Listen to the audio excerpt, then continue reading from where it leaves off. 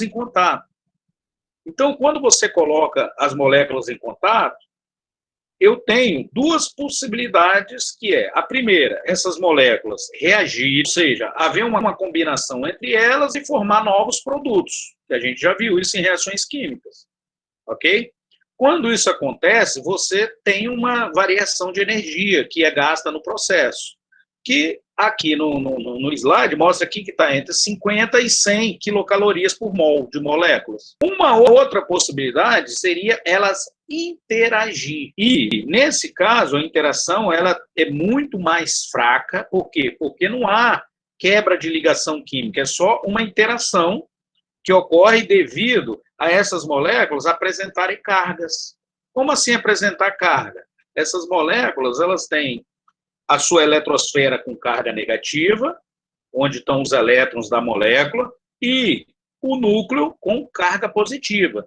Essas cargas geram interações puramente eletrostáticas, tá? Ou seja, de cargas positivas e negativas, que podem aproximar e manter grupos de moléculas unidas, dando algumas alterações nas propriedades delas que a gente vai falar durante aí as matérias. A equação que rege essas interações é essa aqui, vocês vão ver em física, mas aqui, basicamente, o que essa equação fala é o seguinte, que eu tenho uma carga 1, ou seja, uma molécula 1 com a molécula 2 interagindo, tá? A força que vai resultar dessa interação, ela é inversamente ao quadrado da distância delas, ou seja, quanto mais próximas elas estiverem, maior a força dessa interação.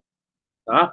E aí a gente vai ver que existe, apesar da interação ser puramente eletrostática e ser regida por essa forma geral, existe diferentes classificações das forças intermoleculares. Então, a gente aqui, eu estou falando de 3, tem aqui a ligação de hidrogênio, que a gente vai ver que ela é um tipo de força específica, a dipolo permanente, ou dipolo-dipolo, a dipolo instantânea, essa dipolo-dipolo, ela ocorre entre moléculas polares, que a gente vai falar hoje um pouquinho mais, e a dipolo instantânea ocorre entre moléculas apolares. E tem também uma outra que eu não coloquei aqui, que às vezes nem é considerada intermolecular, depende aí do autor, que é chamado íon dipolo. Nesse caso, eu vou ter uma molécula polar e um íon interagindo. O que essas forças vão alterar? Vão alterar o estado físico. Por quê? Porque elas alteram diretamente o ponto de fusão e o ponto de ebulição das moléculas. Tá? Vão alterar a solubilidade, ou seja, a partir dessas forças, uma determinada substância pode ser mais ou menos solúvel num determinado solvente. Tá? E podem vir a alterar outras propriedades termodinâmicas das moléculas. Aí vai depender de como que é, vai depender de uma série de fatores. Tá? Vamos tentar entender um pouquinho como que funciona. Essa interação que eu falei que existe entre as moléculas, não estou falando de reação química, tá, gente? Que reação a gente já viu. A interação, ela vai ocorrer por quê? Porque cada uma dessas moléculas, elas têm uma força resultante do processo de ligação que a gente chamou de eletronegatividade. Então, essa eletronegatividade é a capacidade da determinada molécula atrair, do determinado átomo, atrair os elétrons para mais próximo dele. Quando eu atraio o elétron, olha só, você atraindo o elétron para mais próximo, você está deslocando carga negativa. Se eu desloco carga negativa, eu vou ter uma concentração de carga em um lugar positivo e uma concentração de carga negativa em outro. A força, o valor da eletronegatividade, você pode tanto tabelar quanto utilizar o que a gente já falou. Então, na tabela, as espécies que são mais eletronegativas, elas estão aqui na sétima, sexta e quinta coluna, ou 17, 16 e 15, onde está aqui no primeiro período, que seria o que a gente chama do FON, que seria o quê? O fluoxigênio e o nitrogênio. Essas são as espécies mais eletronegativas, e, lógico, se elas são as mais eletronegativas, sempre que elas estiverem presentes, elas vão provocar um deslocamento de carga e muito possivelmente irá haver interações intermoleculares quando elas estão presentes. A primeira interação que vai ocorrer é, de modo geral, com a ligação. Olha só, hein? Se eu faço uma ligação entre o hidrogênio e o cloro, se olhar o cloro está aqui, ó, tem eletronegatividade 3, enquanto o hidrogênio tem eletronegatividade 2,1. Se o cloro tem eletronegatividade maior do que o hidrogênio, o que vai acontecer? Esse par de elétrons aqui vai ser atraído com mais força em direção à eletrosfera do cloro, havendo uma concentração de carga negativa do lado de cá do cloro e uma concentração de carga menor negativa aqui, que a gente fala que é uma carga parcial positiva, como se o hidrogênio estivesse na iminência de perder o elétron. Tá? Não quer dizer que ele perdeu, mas a gente usa geralmente um delta, para indicar um delta aqui positivo e um delta negativo aqui. A gente geralmente põe assim, ó, representa aqui assim, ó, uma carga parcial positiva. Por quê? Porque o elétron, o par de elétrons, se deslocou em direção ao cloro por ele ser mais eletronegativo. E a carga negativa aqui, indicando que o par de elétrons está mais próximo do cloro. Essa criação de polos aqui, ou seja, de cargas parciais, a gente classifica uma ligação que a gente chama de polar. Então, essa é uma ligação polar porque ela gera polos, cargas parciais. No caso de uma ligação de hidrogênio com hidrogênio, todos os dois têm a mesma eletronegatividade. Então, não tem como um deles atrair com mais força o elétron. Se não tem como ele atrair com mais força, o que vai acontecer? O elétron vai ficar lá centralizado. Então, não cria polos. Se não criou polos, a gente chama essa ligação de apolar. Ok? Então, essa é a primeira coisa que vocês têm que ter na cabeça. E essa polaridade, ela vai afetar muito a solubilidade das substâncias. Por quê? De modo geral, como regra, a gente trabalha que as substâncias que são polares dissolvem as substâncias que são polares, enquanto as substâncias apolares é dissolvido por solventes apolares. Então, eu não consigo pegar uma substância apolar e dissolver num solvente polar, muito polar. Então, isso aí é um processo que tem que entender. Só que aí você fala, poxa, mas toda molécula que tem ligação covalente polar, ou seja, que tem uma diferença de eletronegatividade, vai me gerar uma molécula polar? Não, vai depender da geometria. Então, de modo geral, a ligação sendo polar, pode ou não me gerar uma molécula polar. Vai depender do momento de polo, que a gente fala que é o quê? É uma resultante, de acordo com a posição da geometria, das ligações que tem na molécula. Então, eu vou dar um exemplo aqui, ó. Por exemplo, a molécula de água. O que acontece com a molécula de água, H2O? O H2O, quando eu faço a geometria dela, eu vou ter aqui a ligação hidrogênio-oxigênio, que é polar. Por quê? Porque o hidrogênio tem uma eletronegatividade menor do que o oxigênio. Então, vai haver aqui uma concentração de carga em direção ao oxigênio. O que é uma concentração de carga? Uma concentração de carga negativa. Aqui vai ter uma carga parcial negativa, porque o oxigênio, por ser mais eletronegativo, vai atrair os elétrons para perto dele. E o hidrogênio, carga positiva. Tudo bem? Só que, na hora que eu faço isso, o que vai acontecer? Eu tenho que ver a geometria, porque, de acordo com a geometria, uma anulação dessas cargas. No caso aqui, o que eu tenho? Eu tenho uma geometria para a molécula de água angular, ok? Como a geometria angular, ok? Essas cargas, elas vão vir deslocadas para o oxigênio e elas não vão se anular, tá? Se elas se anulassem, eu não teria formação aqui de um polo e a molécula seria apolar. A gente vai ver exemplo disso.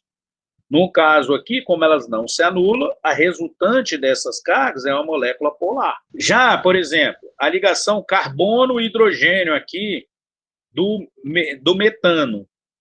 Olha só, o que vai acontecer? Você tem uma resultante de cargas, onde o carbono é mais eletronegativo que o hidrogênio e atrai o par de elétrons em direção a ele. Aí, o que vai acontecer? Ligação aqui vai resultar numa setinha em direção ao carbono. Ó, vai vir uma setinha, vai vir uma carga para cá. Entretanto, quando isso acontece, olha só, hein? Essa carga aqui se anula com essa. Por quê? Porque você cria vetores que se anulam. Ó, essa aqui anula com essa. E essa aqui se anula com elas. É como se fosse um cabo de guerra, onde cada um puxando para um lado, o centro não sentiria a força que cada um daqueles estivesse puxando. Ok? Nesse caso, o que vai acontecer? Apesar da ligação ser polar, a molécula como um todo é apolar. Aí você fala, poxa, isso acontece por quê? Porque é o arranjo, a geometria que possibilita isso. Se eu pegar e alterar aqui, por exemplo, substituir o hidrogênio por uma outra espécie, ó, tipo essa aqui, ó, o triclorometano, o que vai acontecer? O cloro é mais eletronegativo que o carbono. Então, aqui, ó, eu vou ter uma atração para cá para o cloro, aqui para cá para o cloro, aqui para cá para o cloro e aqui para o hidrogênio. Ó. Apesar de você ter um arranjo que possibilitaria anular as cargas, como a direção dos vetores mudaram, elas não se anulam mais, porque elas não estão indo em direção ao carbono, todas elas, tá vendo? Então, como se não, elas não se anulam, o resultado é que eu tenho uma molécula polar. Quais são os tipos de forças intermoleculares que existem? As forças intermoleculares, de modo geral, elas estão reunidas aqui. Quando eu tiver moléculas polares, eu vou ter a dipolo-dipolo, que é uma comum que existe toda vez que tiver polos presentes.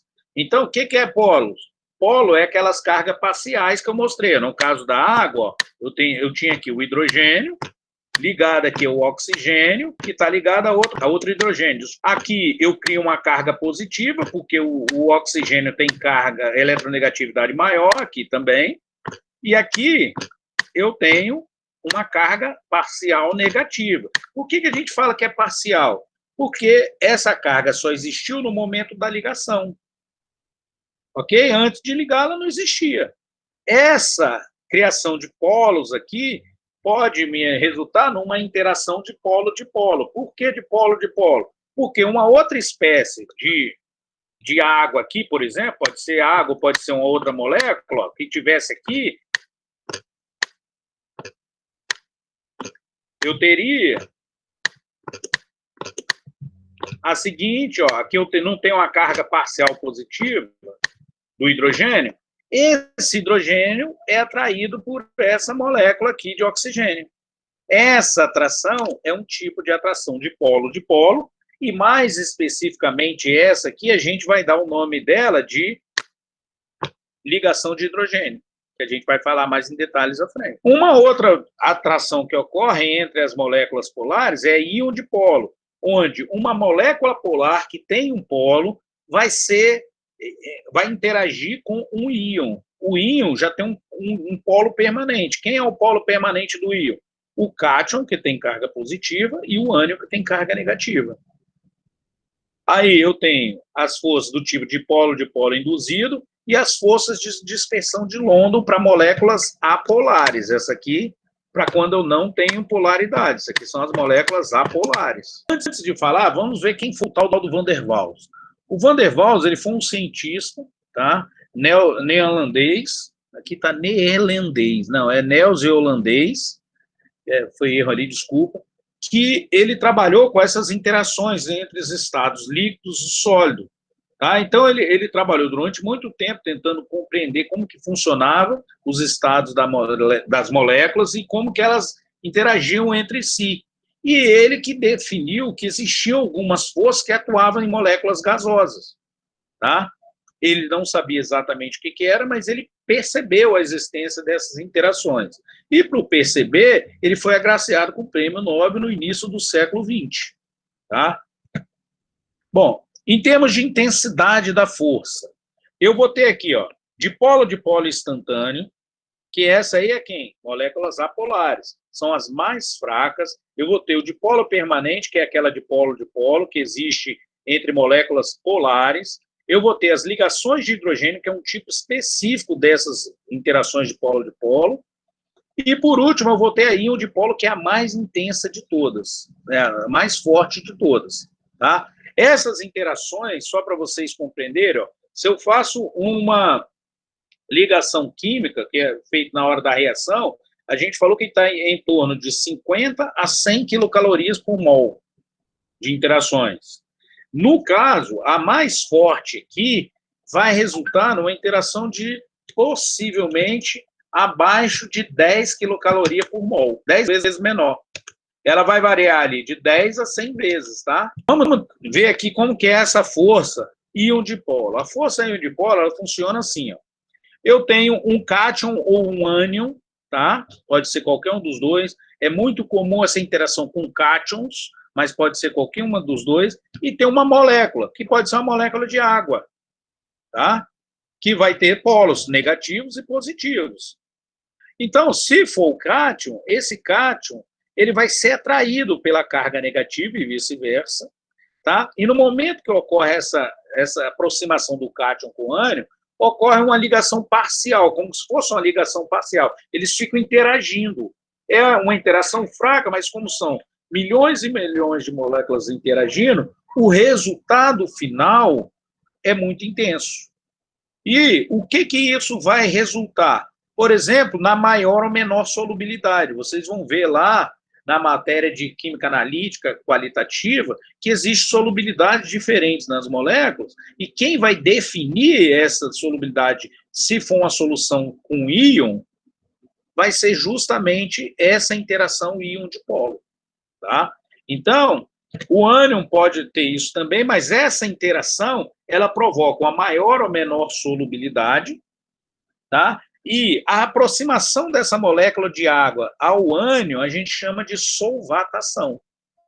Então, quando eu tenho, por exemplo, um sólido cristalino tipo NaCl, a água ela vai aproximando, o sólido ele vai estar com orientação cristalina, que vocês vão ver diferente, que a gente chama de retículo cristalino. A água aproxima por quê? Porque tem a presença da interação íon-dipolo e quebra esse retículo cristalino, dissolve totalmente esse sólido. Essa dissolução só é possível porque existem essas forças de interação íon-dipolo que variam de 10 a 100 vezes mais fraca do que uma ligação comum, tá? Mas ela é suficiente para dissolver essa substância. Quanto menor a solubilidade, indica que há uma menor interação entre essa molécula. Por isso que tem essa regra de semelhante dissolve semelhante. Tá? Quem dissolve é essa interação. A probabilidade ali de um momento dipolar induzido ali devido a essas espécies vão depender de vários fatores, tá? Mas elas alteram várias propriedades, como aqui, ó, eu tenho, por exemplo, o ponto de fusão. O que é o ponto de fusão? O ponto de fusão é o nome que a gente dá na passagem do estado sólido para o estado líquido.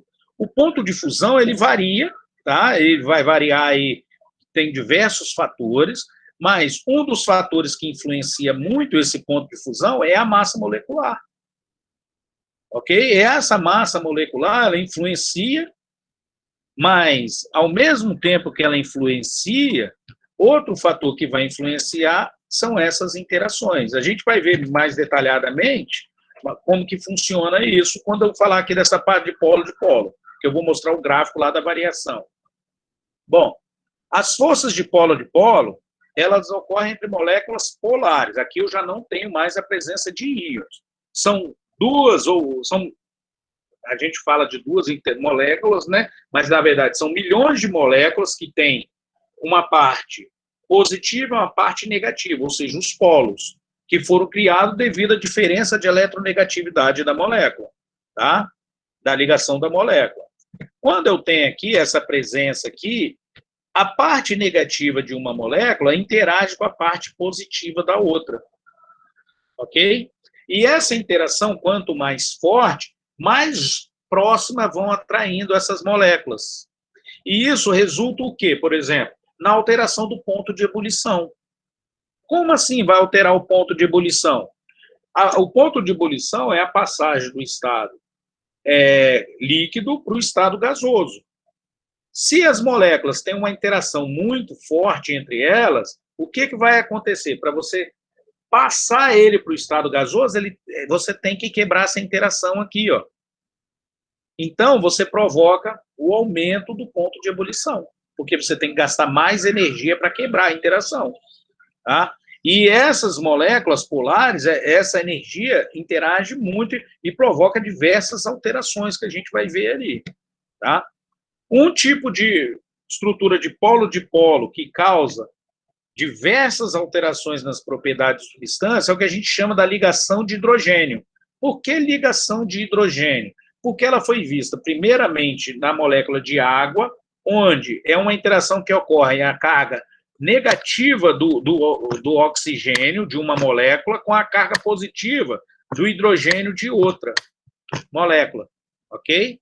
Então, essa interação aqui, ó, de cargas, alterou totalmente as propriedades da molécula de água.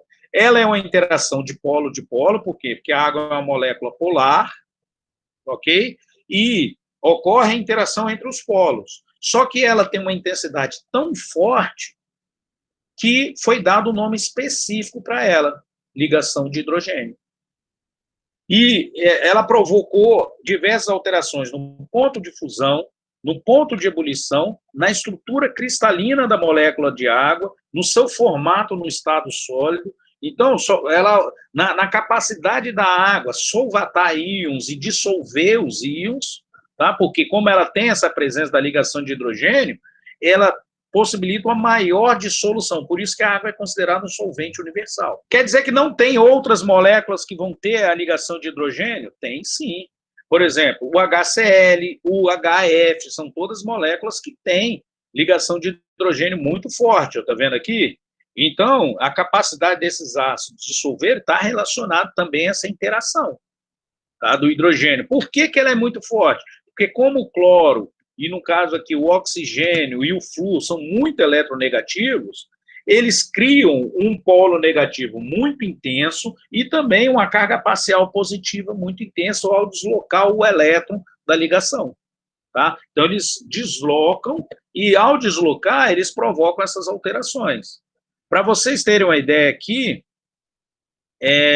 de como que funciona essa ligação de hidrogênio, olha só. Vou passar aqui. O que vai acontecer é isso aqui, ó. Eu teria aqui o deslocamento das cargas parciais, tá? O deslocamento das cargas parciais, ficando aqui na parte verde mais para o hidrogênio, tá? E a interação de uma molécula com outra. Esse exemplo aqui é legal porque ele trata de uma molécula de HCl com a molécula de água e a ligação de hidrogênio entre moléculas diferentes. Então, é muito bom esse exemplo que mostra que a água pode interagir com outras moléculas de água, pode interagir com ela mesma ou com moléculas diferentes, desde que tenha a interação de hidrogênio de uma molécula com a criação de um polo muito intenso com a da outra, do oxigênio da outra molécula. Bom, e o que isso provoca em termos de propriedade? Uma gota, tá? Uma gota numa folha, numa foto amplificada que eu peguei aqui na internet. Eu acho que todo mundo já deve ter percebido que a gota, ela é esférica. Agora, talvez vocês não tenham pensado por que a gota é esférica. Tá? Se você pegar a gota de uma molécula apolar, tipo, se você pegar um solvente orgânico, ela não vai ter essa esfericidade toda da molécula de água. Por que isso? Porque existe uma propriedade aqui nessa molécula que está relacionada com a força intermolecular da molécula de água. Então, o que vai acontecer? Quando eu tenho uma molécula, olha só, hein? Ao redor dela, ó, eu fiz, aqui tem um desenho, tá? Esse desenho aqui não é meu, né? Eu peguei lá um site, onde mostra aqui aproximadamente, não é exatamente assim, um arranjo.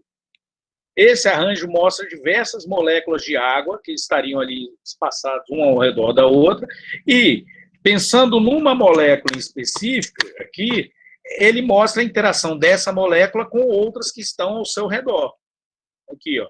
E isso vai acontecer também com essa e com outra. Então, há toda uma interação que mantém essas moléculas unidas, gerando um estado líquido. Tá? Quando eu tenho, por algum motivo, alguma coisa que retira uma molécula, o que, que vai acontecer? A molécula que foi retirada daquela posição, olha só, ela é atraída pela de baixo. Então, quando eu tenho aqui uma gota dessa aqui, o que, que vai acontecer?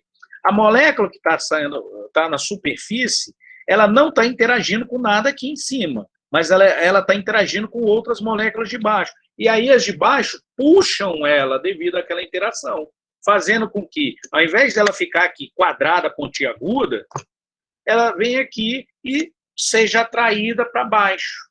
Como não tem nenhuma molécula em cima que prenda ela por interação, ela vai cedendo e aí vai tomando esse formato esférico aqui, ó, da gota. Então, essa interação, o resultante, a interação é relacionada à ligação de hidrogênio.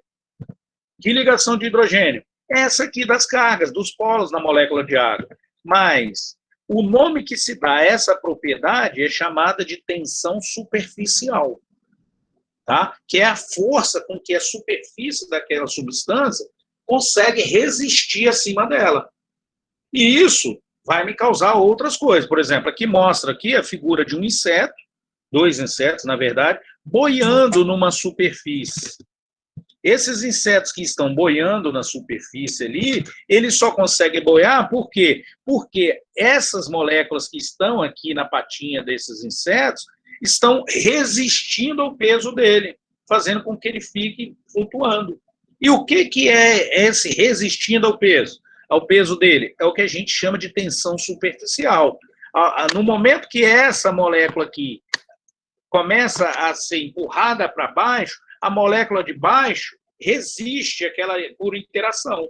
E aí não permite que a molécula saia daquela posição. A gente chama isso de tensão superficial. E essa tensão superficial, ela é oriunda dessa interação aqui das espécies. Um caso assim extremo de tensão superficial que está acontecendo é que está acontecendo no Mar Morto. O Mar Morto, ele ter ocorrido um fechamento da sua interação lá dos oceanos, ele ficou como se fosse um grande lago. E, devido à escassez de chuva da região, ele foi evaporando e a salinidade, ou seja, saindo o solvente, e a salinidade aumentando muito, causando interações de íon de polo muito intensas, tá? Provocando com que as pessoas consigam, devido à tensão superficial muito elevada daquela espécie, ficar flutuando na água, literalmente. Vocês já perceberam como que você está no mar, a resistência ali de você afundar, ela é muito menor do que quando você está num lago? É devido à presença dessas interações de íon de polos lá, das espécies que estão na água do mar e na água do lago. Aqui, no caso do Mar Morto, é uma coisa mais acentuada ainda. Ok? Em termos de ponto de fusão, uma coisa que acontece no estado sólido é o quê? As moléculas no estado sólido, elas estão presas entre si num arranjo que a gente chama, no caso das moléculas cristalinas, a gente chama de um arranjo cristalino, e no caso da molécula de água em específico, devido à sua geometria e à interação, olha só, em que interação? A interação da ligação de hidrogênio. No estado, à medida que ela vai entrando no estado sólido, ela vai se precipitar, vai formar esse arranjo, de modo que ele respeite a interação dessas moléculas. Por quê? Porque ele passa para o estado líquido com a ligação de hidrogênio, e quando ele vai entrando no estado sólido, aquele arranjo ele vai permanecendo, fazendo com que a água ela tenha diferentes formatos à medida que ela entra para o seu estado sólido, ou seja, diferentes arranjos cristalinos, tá? Que vocês vão estudar isso na próxima matéria, no que a gente chama de diagrama de fases, tá?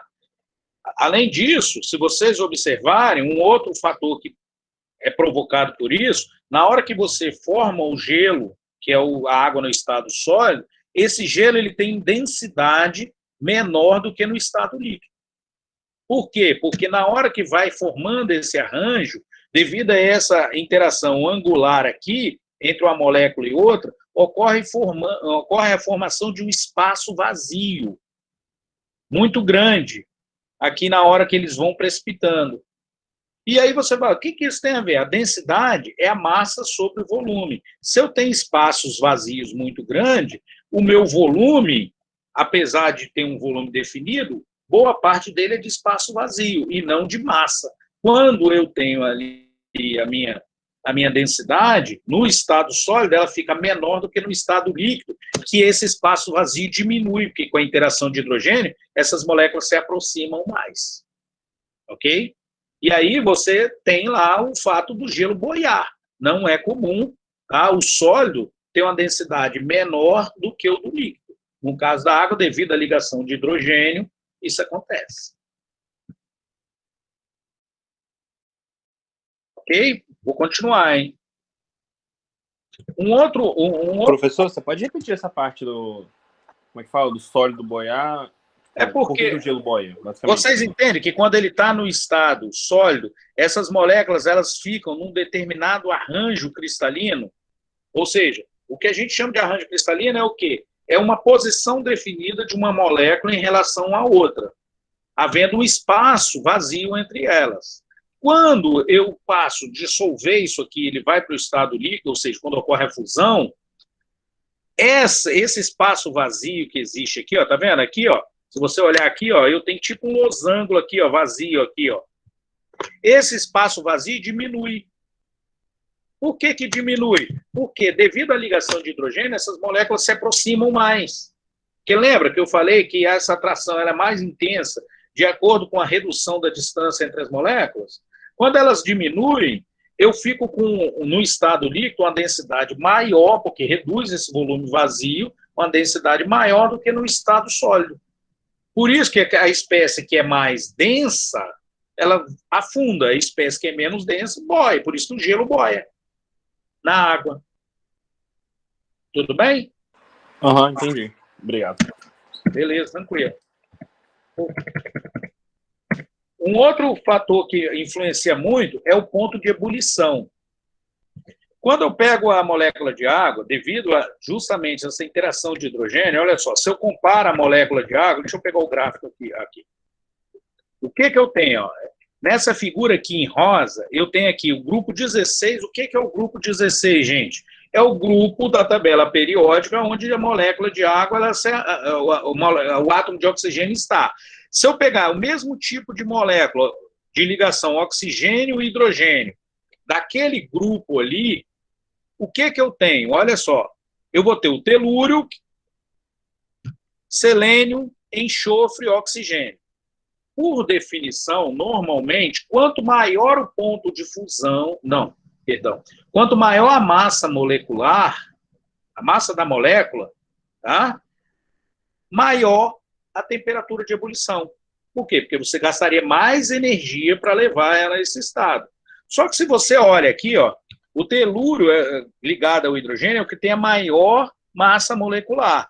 Ele tem aqui um ponto de ebulição em torno aqui de pouquinha coisa maior do que 0 graus. Tá? Já o selênio e o H2S, ele tem aqui um ponto de ebulição abaixo de 0. Por isso que eles são gases. Tá? A gente pega essas moléculas, elas são gasosas. Mas a água, que está no mesmo grupo da tabela periódica, tem uma massa menor do que eles, tem um ponto de ebulição de 100 graus. Por quê? O que é que mantém essa molécula de água unida que nas outras não mantém? A ligação de hidrogênio. Como o oxigênio tem uma eletronegatividade muito maior do que o dos outros elementos do grupo, a interação entre a molécula de água ali, entre elas, é muito maior do que as outras espécies do grupo. não chega, são interações do tipo dipolo-dipolo, mas não chega a ser uma ligação de hidrogênio. Assim, faz com que o meu ponto de ebulição, que é a passagem do líquido para o gás, seja muito alto, no caso da molécula de água, em relação às outras espécies do mesmo grupo da tabela. E isso se repete, ó, o HF, mesma coisa. Ele tem aqui um ponto de fusão, tem uma interação forte, mas ele tem um ponto de ebulição aqui, ó, muito maior, tá vendo? Acima do que os outros elementos do grupo, ok?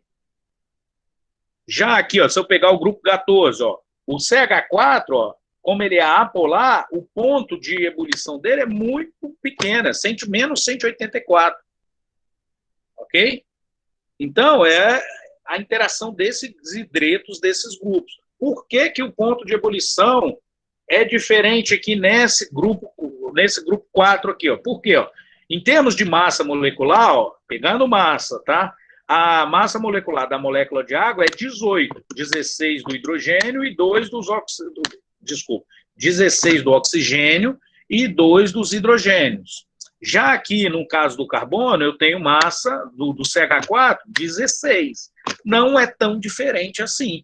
Mas se você olhar, ó, aqui é menos 180 aproximadamente, a temperatura de ebulição, enquanto que aqui é 100. E lembre-se, na hora que você provoca a ebulição, você não está quebrando ligação covalente, tá, gente? Isso é importantíssimo entender. A molécula de água, no seu estado gasoso, continua sendo água, hidrogênio ligado a oxigênio. O que você está quebrando?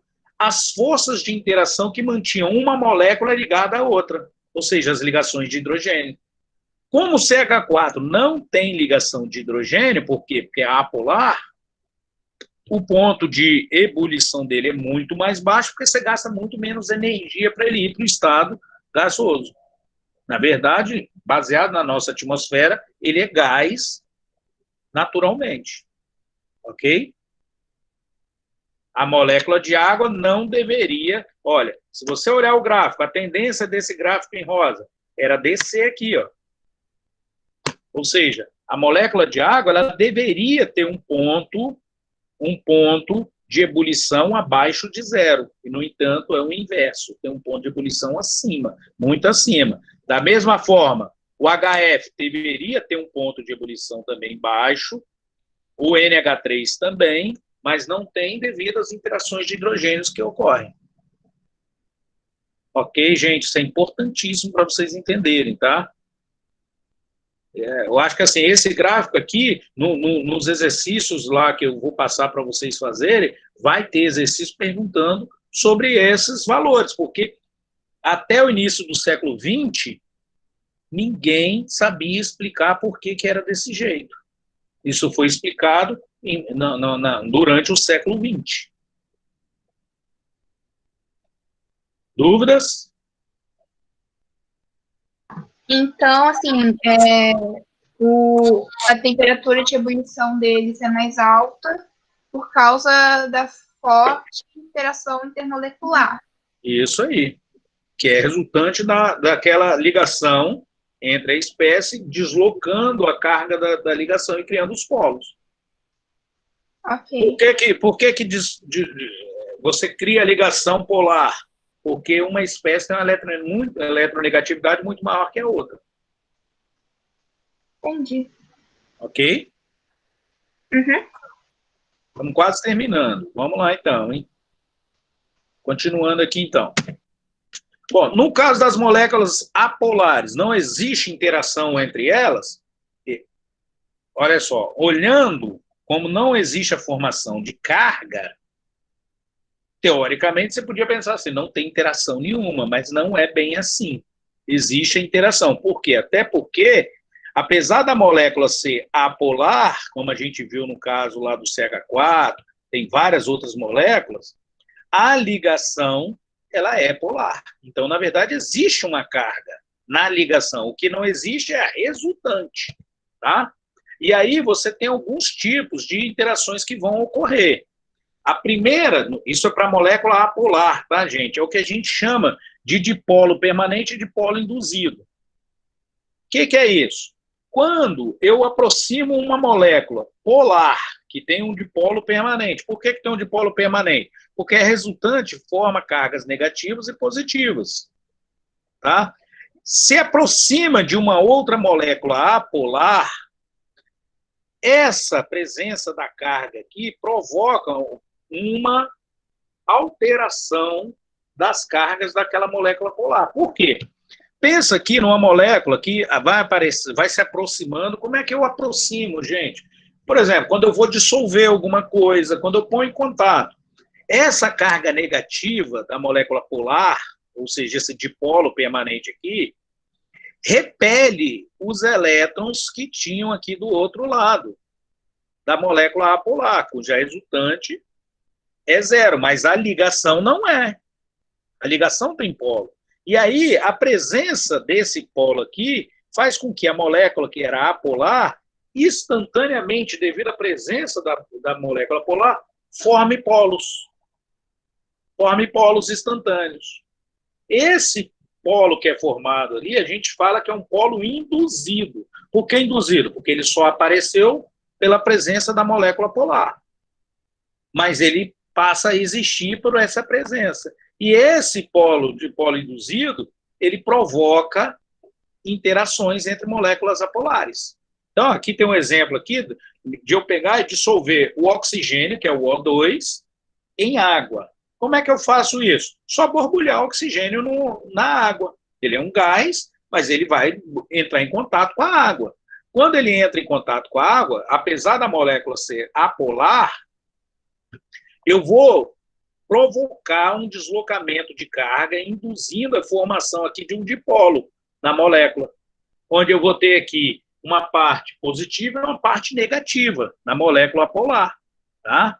E essa interação, apesar de ser muito fraca em relação ao dipolo permanente, em relação à molécula de água, esse dipolo induzido, ele provoca a interação da molécula de oxigênio com outras moléculas ao seu redor, criando um circuito, é como se fosse uma corrente que vai formar.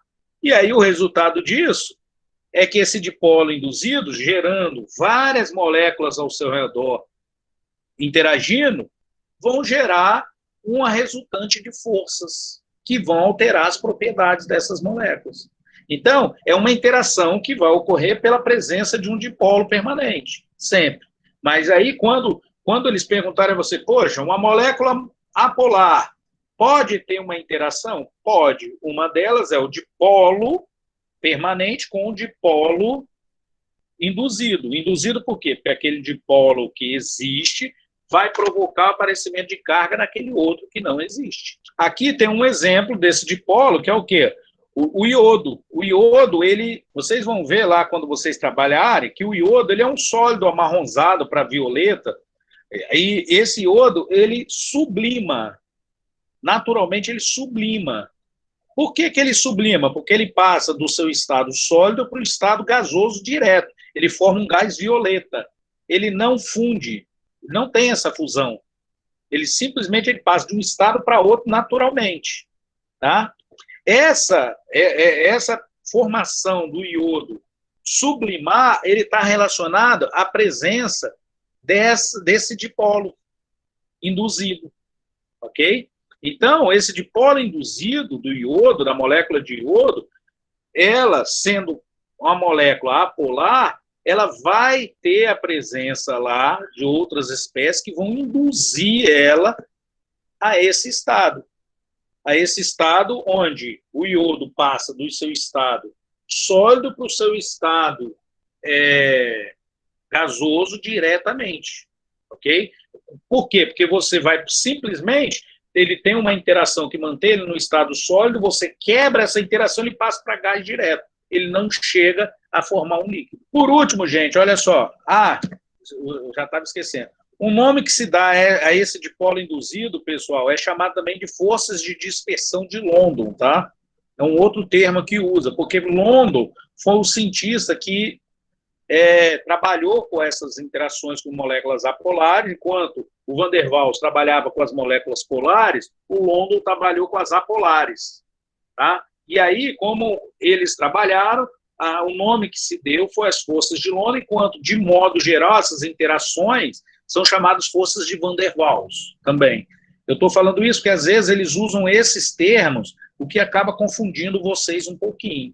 Aqui tem um esquema que não é meu, eu até esqueci de botar ali, eu vou ver quem é que fez, eu tenho que pegar lá o site. Que eu achei interessante, que ele faz perguntas para vocês saberem qual é o tipo de interação, qual é o tipo de relação de cada espécie. Então, ele pega aqui, para íons ou moléculas interagindo, ele vai fazendo perguntas nesse esquema aqui. Eu tenho aqui, existem íons presentes naquela interação, naquela situação específica? Se sim, você vai direcionar para cá, se não, você direciona para cá. Se ele tem presente, ele vai fazer a próxima pergunta. Existem moléculas polares e íons presentes? Ou seja, há interação de moléculas polares com íons? Se não tem, não vai ter interação intermolecular. O que vai ter são ligações iônicas. Ok? Se tem moléculas polares e íon presentes, eu vou ter uma força de interação molecular que a gente chama íon dipolo. Agora, não existem íons envolvidos. Aí ele vai te perguntar, existem moléculas polares envolvidas? Se não existem moléculas polares, você está dizendo que são moléculas apolares, não é isso? Se são moléculas apolares, as forças que eu tenho são as forças de dipolos induzidos ou forças de London. Se não tem íons envolvidos e as moléculas existentes são polares, eu vou ter que fazer uma próxima pergunta. Os átomos de hidrogênio estão ligados ao fluoxigênio ou nitrogênio? Se estão ligados, eu teria ligação de hidrogênio presente. Se eles não estão ligados, eu tenho somente interações do tipo dipolo-dipolo. Por quê? Porque a ligação de hidrogênio é um tipo de polo-dipolo, mas ela é tão forte. Por quê? Porque a eletronegatividade desses três elementos em relação ao hidrogênio é tão diferente que é como se fosse uma ligação iônica, quase uma ligação iônica. Ok? Por isso que eles separam a ligação de hidrogênio de polo-dipolo. Eu vou ter algumas perguntinhas aqui, deixa eu ver umzinho para a gente fazer aqui. Ele fala aqui, as forças intermoleculares são responsáveis por várias propriedades físicas e químicas das moléculas, como, por exemplo, a temperatura de fusão, ou seja, essa variação da temperatura vai depender dessas forças intermoleculares, seja de fusão ou de ebulição. Considere as moléculas de F2, Cl2 e Br2, ou seja, se todas são do mesmo átomo, eu tenho como resultante moléculas apolares. Só de você saber que são apolares, quais são as forças que estão presentes? Molécula apolar vai ter qual tipo de força presente? São as forças de London ou a força de indução. De indução. Ok? Eu acabei te respondendo errado, Caterine, desculpa. É porque, assim, a de Van der Waals é o termo genérico para tudo. Tá? Todas as forças são de Van der Waals. Mas, especificamente para moléculas apolares, são forças de polo induzido ou de London. Aí ele fala aqui, ordene as espécies em temperatura, em ordem crescente de temperatura de fusão. Como são todas apolares, a única coisa que vai afetar o ponto de fusão é a massa. Quanto maior a massa, maior o ponto de fusão. Ordem crescente, eu vou pegar o flúor, que tem a menor massa, o cloro e o BR. Se elas fossem polares, aí você teria que ver se tem ligação de hidrogênio. Porque as que têm ligação de hidrogênio têm um ponto de fusão ou de ebulição muito maior do que as outras. De modo geral, quando eu falo de temperatura de fusão ou ebulição, o que vai afetar? A massa molecular e a interação. Se for apolar, só a massa. Se ela for polar, aí você tem que ver. É só de polo as interações? Ou tem também ligação de hidrogênio? Porque se tiver ligação de hidrogênio, elas provavelmente vão ter a maior temperatura de ebulição. Aqui tem um exemplo. Ok? O cara fala assim, observa a tabela 1. Aí aqui eu tenho a tabela 1 e a tabela 2. Gente, esses exercícios são meus não, tá? Isso aqui é tudo de vestibular lá da PUC do Rio de Janeiro. Dessa tabela, faça um gráfico relacionando os pontos de ebulição dos compostos listados com suas respectivas massas molares. Então, ele me dá a massa, se você olhar, ó, eu tenho aqui a minha massa 130, 80, 34. Se você olhar em termos de ponto de ebulição, eu tenho aqui meu ponto de ebulição menos 2, menos 41, menos 60. Coerente com o que a gente viu. Ó. Menos 2, maior massa, maior ponto de ebulição. Lembrando que como aqui está negativo, pessoal, a gente olha o contrário, tá? É abaixo de zero. Então, quanto mais próximo de zero, maior. Já com a molécula de água, eu tenho aqui valor 100. Por que que a água tem um valor 100 muito maior, tendo uma massa molecular menor? Porque a água faz ligação de hidrogênio. Tá? Então, tem a resposta aqui, ele dá o gráfico primeiro, né, que eu perguntei a vocês, e depois ele explica aqui o porquê que a diferença ali, ó. Em termos, se eu fosse pegar aqui, por que que deu menos 72? Menos 72 é só eu pegar, ó. Vamos fazer uma regra de 3, ó. 130 está para menos 2. Se eu pegar 18, aqui daria menos 72. Ok? Ou se eu extrapolasse no gráfico, seria o mais correto, né? Aqui eu tenho a massa molecular, ó. Ó, a massa molecular. Fiz o gráfico. Se eu pegar aqui 18, ó, 18 está aqui, ó. Ó, esse ponto aqui do gráfico, ó, vai me gerar menos 72. Era uma estimativa. Esse deveria ser o valor do ponto de ebulição da água, menos 72.